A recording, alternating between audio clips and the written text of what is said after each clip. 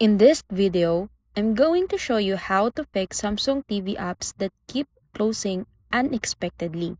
First, restart your TV by holding the power button on your remote until the TV turns off and back on. Next, go to Settings, Support, Device Care, and check the memory and storage, because low resources can cause apps to close. After that, open Settings, Support, Software Update, and install any available updates to ensure your TV software is up to date.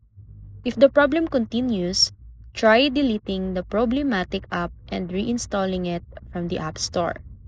As a last step, reset Samsung or Smart Hub from Settings, Support, Device Care, and reset Smart Hub.